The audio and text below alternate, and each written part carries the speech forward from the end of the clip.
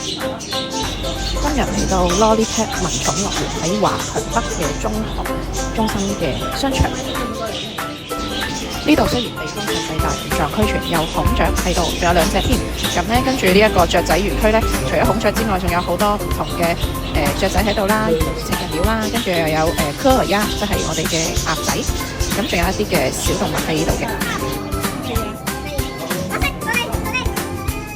2隻爭要食打交嘅雀仔。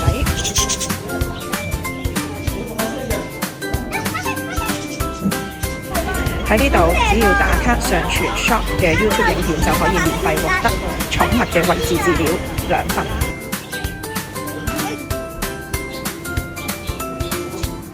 另一邊有啲小動物可以俾你攞出嚟抱抱。呢一隻鴕鳥咧，就係咁想食我個仔，勁搞笑。咁當然要阻止佢啦。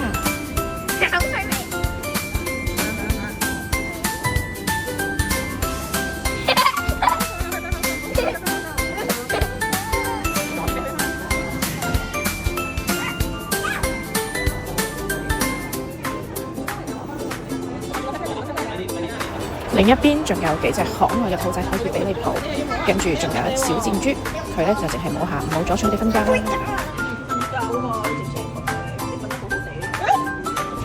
呢邊仲有迷你豬2隻，好得意。呢一邊仲有情緒穩定嘅卡皮巴，仲有冇玩出嚟好嘅，亦即係我哋所稱嘅水豚。我不能理解嘅浣蛇，點解佢咁中意攞嚟？仲有可愛嘅荷蘭豬，一堆俾你摸。情緒穩定嘅浣熊，瞓着咗覺好得意。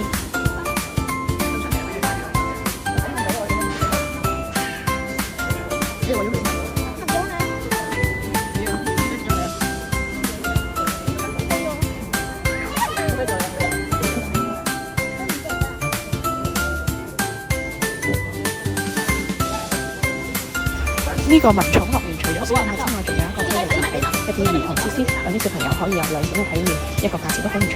希望大家鍾意今次嘅影片啦。